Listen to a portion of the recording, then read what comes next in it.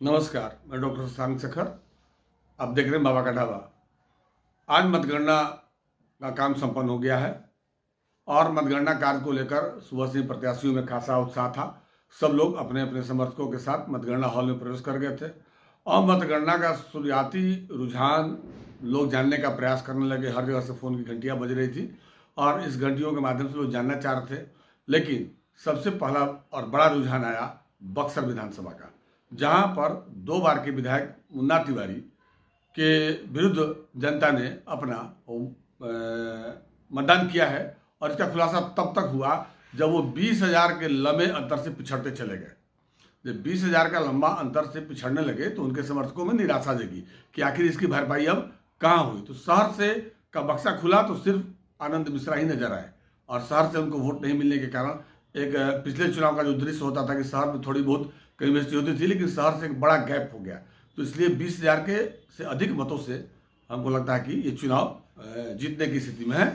और इसके ठीक विपरीत ब्रह्मपुर में जहां पिछले चुनाव में 30,000 के मतों से चुनाव जीते थे शंभुनाथ यादव राजद के प्रत्याशी थे, और इस बार के चुनाव में महागठबंधन के प्रत्याशी का सामना लोजपा के संसदीय बोर्ड के अध्यक्ष हुलास पांडे से हो गया और हुलास पांडे ने उस 30,000 के गैप को पाटने का काम कर दिया है।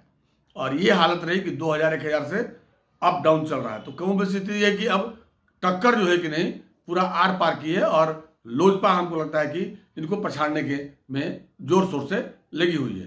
ठीक इसी तरह राजपुर में क्या हालत ये थी कि एनडीए के जो प्रत्याशी हैं पूर्व मंत्री संतोष निराला, उनको मुख्यमंत्री ने पहले ही घोषणा कर दी थी और उसी हिसाब से चुनाव भी लड़ रहे थे।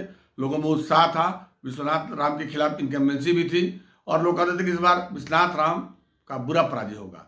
लेकिन पराजय की स्थिति तब तक साफ नहीं हुई कि कभी आगे कभी पीछे कभी आगे। ये 2,000-3,000 यही मार्जिन चला रहा, लेकिन बढ़त बराबर संतोष निराला का बना रहा। और ऐसे में ये बात साफ हो गई कि जो बाकी अन्य पार्टियां वहां थी उसके वोटों में बिखराव हुआ है, लेकिन कांग्रेस के प्रत्याशी अपने वोट को बिखराव रोकने में सफल रहे हैं। बावजूद इसके संतोष निराला जो पूर्व मंत्री जदयू के प्रत्याशी हैं वो अपनी बढ़त बनाए हुए हैं। ठीक डुमरांव में भाकपा माले के जो प्रत्याशी हैं, जो इनके खिलाफ भी लगातार अभियान चल रहा था, इनकम्बेंसी की बात कही जा रही थी, उन्होंने भी कोई काम नहीं किया है, इसको लेकर कई तरह की चर्चाएं चल रही थी और इनका भी एक लंबा वोटों का गैप था। और इस गैप को पाटने में जनता दल यू के वर्तमान प्रत्याशी राहुल सिंह काफी मेहनत किए हैं और राहुल सिंह के पक्ष में गोलबंदी तेज होते चली गई है। हालांकि जन स्वराज के प्रत्याशी डुमरांव महाराजा के परिवार से शिवंग बेस को उतना वोट नहीं मिल पाया जितने की चर्चा इनकी चल रही थी। तो ऐसे में राहुल सिंह की भी स्थिति बहुत बढ़िया है और मैं समझता हूं कि इस बार एनडीए के खाते में वो सीट जानी चाहिए। परिस्थितियां अनुकूल होते जा रही है और अब एक सीट बच गया है आपको। ब्रह्मपुर, डुमरांव, राजपुर और बक्सर की बात आप सुन लिए। ये चारों सीट पर कमोबेश एनडीए की पताका फहरने की उम्मीद की जा रही है कि अब एनडीए का पताका फहरेगा और इस बार जो पिछले चुनाव का दाग था वो समाप्त हो जाएगा कि पिछले चुनाव में चारों की चारों सीट महागठबंधन के हाथ में चली गई थी। और इस बार जैसे ही ये बढ़त की खबर इलाके में फैली, बीजेपी की तो खैर भारी हैट्रिक हो गया है।